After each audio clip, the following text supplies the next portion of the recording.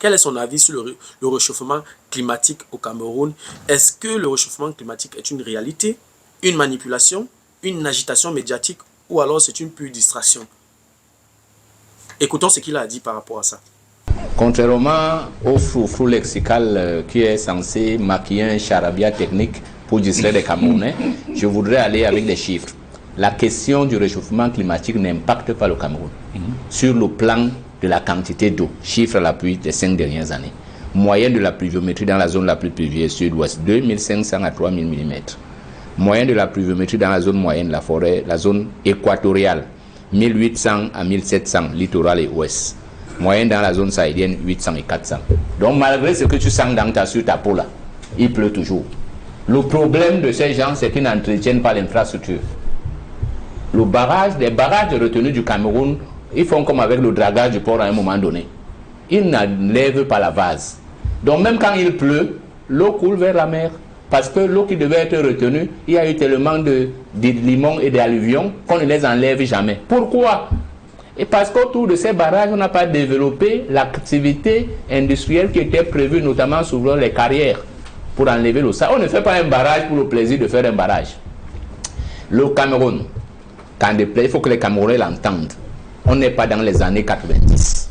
Le Cameroun a fait une étude qui est finie autour des années 79-80. Et on a publié l'Atlas de l'énergie. Vous savez la position du Cameroun? Le Cameroun est la centrale électrique de l'Afrique centrale. Et devait vendre le courant au Congo et au Caire. Les Américains actuellement sont repartis à Inga 2 parce que nous n'avons pas suivi quand ils ont voulu faire la Grand One. Le problème, vous savez, je vous ai rappelé ça en début d'émission, maintenant il faut que je vous le précise.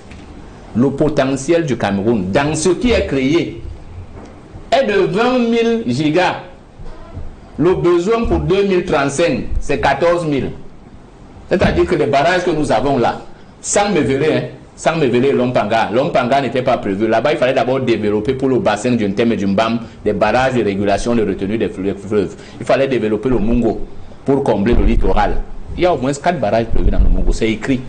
Et c'est Paul Biya et Niat qui avaient la charge de ce projet. Je sors l'anecdote, ils ont dit qu'on ne va pas installer tous les barrages dans la même région. Oui, ils l'ont dit à une réunion à Idjo. Et on a arrêté. On leur a dit, ok, dans ce cas, pour que le potentiel que nous avons soit exploité au maximum, qu'est-ce qu'il faut donc appliquer? Il faut entretenir les barrages de retenue, donc les désenvaser continuellement. C'est simple, vous y installez des dragues pour enlever le sable contribue au développement. Ils n'ont pas voulu parce que ça développerait les régions qu'ils avaient décidé de sinistrer. Voilà le mot. Maintenant, pour ce qui est de là, en fait, c'est des gens qui sont installés dans la spoliation des Camerounais. Vous savez, c'est clair. Pourquoi vous riez? Je vous dis chiffre à l'appui. Le courant électrique est censé coûter au maximum en 2035 25 francs aux Camerounais. On devait descendre. Et ils ne font que augmenter. Parce qu'ils sont dans un mauvais schéma économique.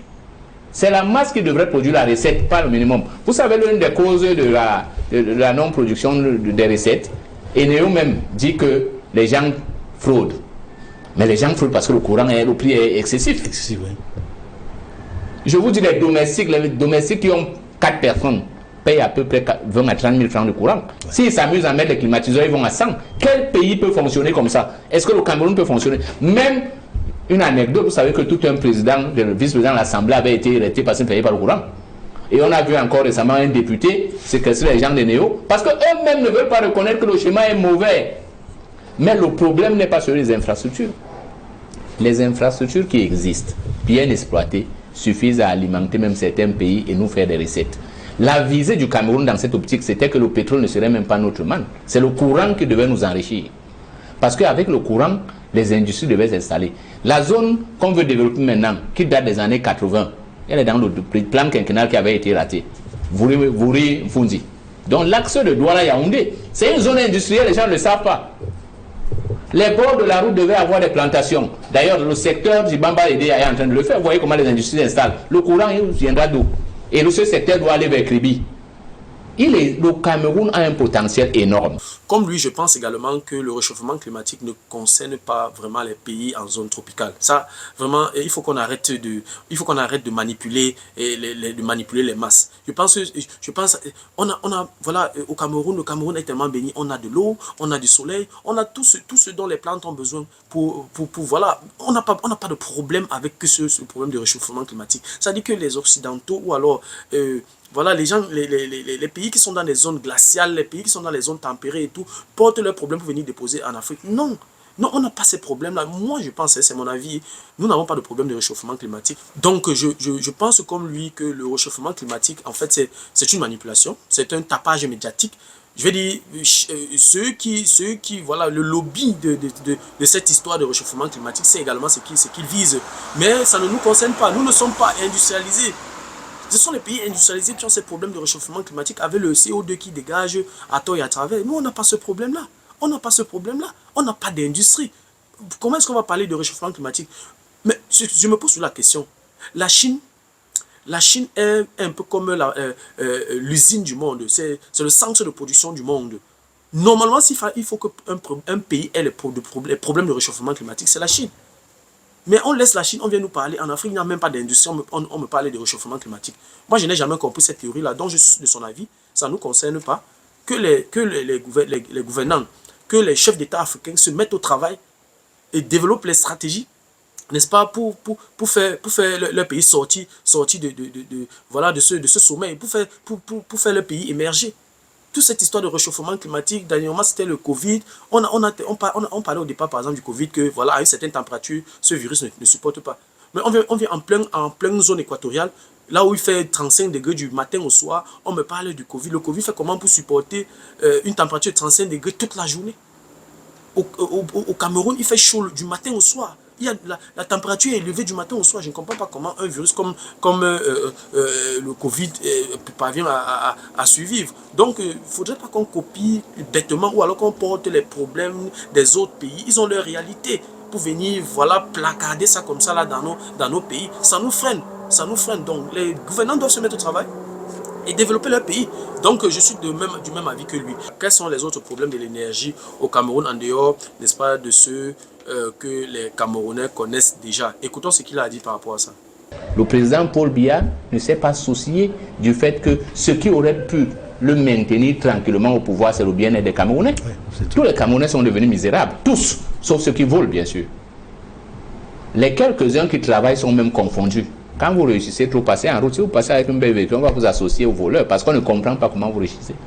L'autre problème de l'énergie électrique au Cameroun, et je vais m'arrêter par là, c'est que l'ensemble des intrants qui devaient être produits au Cameroun, qu'est-ce qui allait importer les câbles? Vraiment, facteur de le faire dépasse les Camerounais. Fabriquer, c'est pareil pour l'eau. Hein. On a un Dogbon depuis 3 jours, il n'y a pas d'eau. Voici un pays où 50 ans après l'indépendance, les gens n'ont pas l'eau dans les villes, alors que tout est eau. Même les rigoles ont l'eau. Mais on ne peut pas purifier l'eau. L'eau est la seule chose qu'on peut recycler à l'infini. C'est-à-dire qu'on peut prendre l'eau des égouts et on la donne aux gens. On la nettoie. C'est comme ça que tous les pays font. Mais le pays qui a le plus d'eau en Afrique centrale n'arrive pas à donner de l'eau, même pour laver les véhicules à ses citoyens. Donc, si vous êtes deuxième avec l'autre superficie, si on fait le rapport, nous sommes premiers. Parce que celui qui est premier là, est à 5 fois notre superficie et 3 fois notre population. C'est magistral, je suis vraiment ébloui, n'est-ce pas, par son niveau de connaissance. Tu sens que voilà, il fait des recherches, et tu sens que voilà, il connaît le Cameroun et voilà, il a assez d'informations sur la situation du Cameroun. Maintenant, par rapport au problème énergétique ou alors par rapport à tout ce qu'il a cité dans son intervention, je n'ai pas pris le temps de vérifier, mais je pense quand même que le Cameroun a le potentiel. Si le Cameroun utilisait toutes ses ressources, vraiment, on ne peut pas compter le Cameroun parmi les pays en Afrique qui ont les problèmes d'énergie. On a de l'eau partout. On a du vent à notre portée. On a le soleil qu'on peut utiliser. Je veux dire, on a tellement des opportunités. Je veux dire, tous les barrages hydroélectriques que nous avons construits. Et Est-ce qu'on ne peut pas exploiter ça à fond? Je pense que il a fait une observation que je trouve claire et je n'ai pas vraiment beaucoup de choses à ajouter. Voilà, c'était tout pour la vidéo d'aujourd'hui. J'espère que la vidéo t'a plu, j'espère que la vidéo a été à la hauteur de tes attentes. Voilà, si la vidéo t'a plu, je te prie de la partager au maximum. Si de temps en temps tu aimerais regarder ce genre de vidéo, ou alors si les contenus de cette chaîne t'intéressent, abonne-toi tout simplement à cette chaîne pour ne manquer aucune vidéo. Et si en plus de ça, tu actives la cloche de notification, alors tu recevras de manière automatique une notification lorsqu'une nouvelle vidéo sera publiée. Voilà, si entre temps tu as des questions, des remarques, des suggestions, des critiques ou alors des propositions d'amélioration, n'hésite pas de m'écrire en commentaire. Un like me ferait énormément plaisir. Merci encore pour ta disponibilité. Merci pour ton attention. C'était Fabrice Zopo. On se dit donc au revoir et à la prochaine. Ciao.